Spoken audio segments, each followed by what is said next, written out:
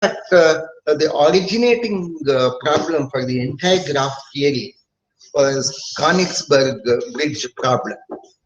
It was a very long-standing Prussian problem.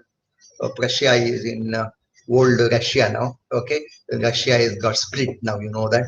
This problem was solved by Euler in 1736. Let us understand what the problem means. In Prussia, there is a river. Okay, you can see this blue part in the diagram is the river, and it has created the two islands here and here, two islands, and these are the two banks.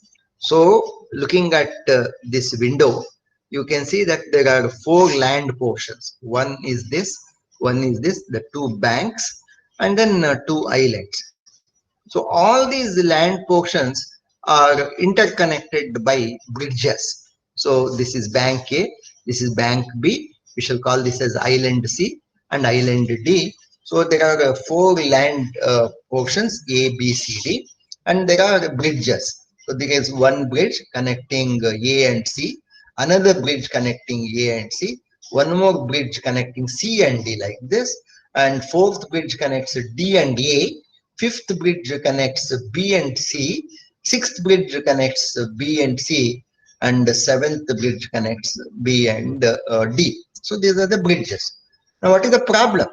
The problem was this: start at any of the four land areas. One has got to start from any land portion, any A or B or C or D, and walk over every bridge once and only once, and then return to the start point.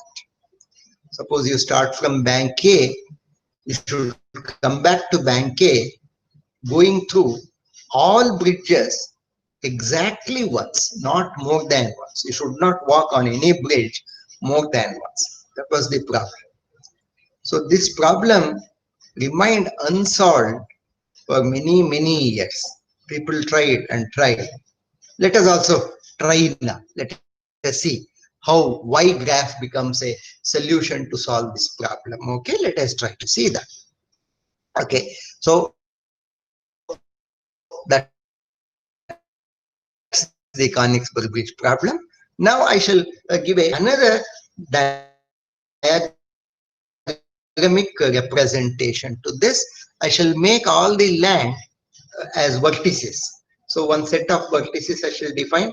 So A, B, C, D will become a set of vertices, and then all these bridges will become a set of edges: B1, B2, B3, B4, B5, B6, B7. That will become set of edges.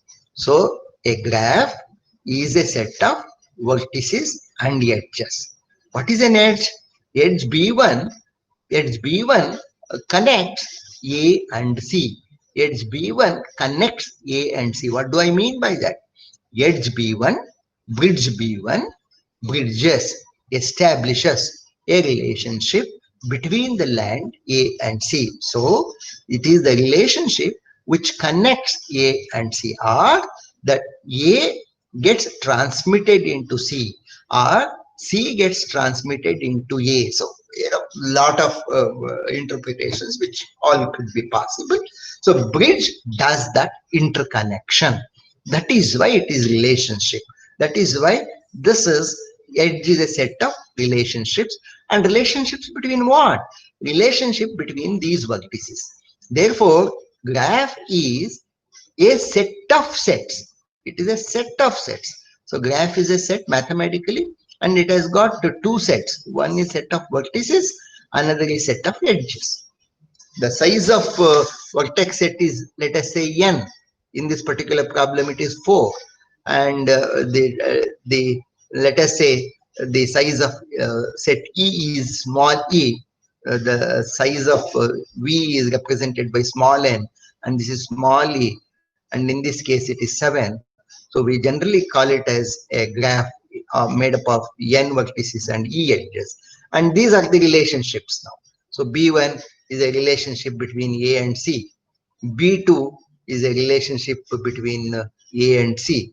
B3 is a relationship between B and C. You can see in the picture. B4 is a relationship between B and C. B5 is a relationship between C and D. B6 is a relationship between A and D. B7 is a relationship between B and D. So now you should start imagining. I'm going very slowly here to emphasize and to make you think how this could be represented as a data structure. You should start evolving. Just getting into Google and copying some data structure has no meaning at all. But then how it has been evolved, is that the most efficient way of doing it? That's what we have got to start thinking. All right. So B1, B2, B3, B4, B5, B6, B7, they indicate the relationships. Now I shall represent it as a diagram.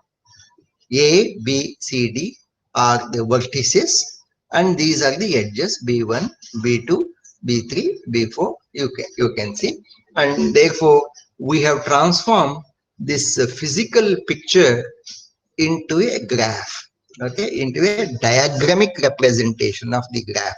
Whereas mathematically, graph is this. Graph is a set of vertices B, graph is a set of edges E, where E is this, okay, the relationships, and those relationships become very clear in diagrammic representation. Okay, this is the first stage. The first stage is somehow bringing a physical problem into a graph representation. Here, problem, the scenario, physical scenario is represented as a graph. Now let us see what is the question that we have posed. The question that we have posed is, one can start from any land portion. It can be bank A or it can be bank B, or for that matter, it can be even from this island C or from island D. And then if you start from island D, you should go through all these bridges once and only once, and finally come back to island D. It looks possible because there are 3 bridges. Even if you exit from one bridge and then you complete it finally and then come back to another bridge, it looks possible. But then there are only 3 bridges here. Let us use our logic. If I use this bridge to leave and if I use this bridge to enter, then somewhere I have to use this bridge either to enter into D. So I have got to really enter because I have exited. Therefore, I have got to really enter. Then how do I go back? How do I go out? Because if I go out using 7, how do I come back to island D again? That is the problem. That is what has got to be solved. Okay. And let us see whether there can be a graph solution to this problem. So this is a graph of 4 vertices and 7 edges. So we have to, so the problem is, if I start from A, I should go through all bridges once and only once and come back to the start vertex A. That is the problem. So I have to find out one specific traversal, and this specific traversal is starting from a landmass and coming back to the same landmass.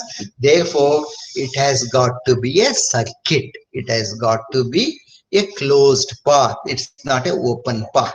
The open path is start from A, end in D. Start from D, end in B, or whatever it is. But it's a closed path. Start from A, come back to A. Therefore, it is a closed path.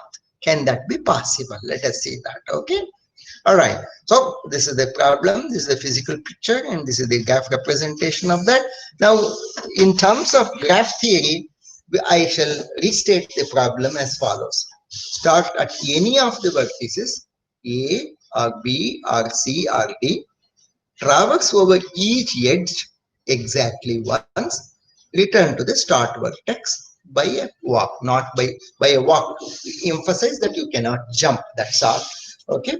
So, but then naturally graph traversal implies that you have got to walk through a edge only. Okay. So the problem, the physical problem, is converted into a graph theoretic problem now. That's all. Okay.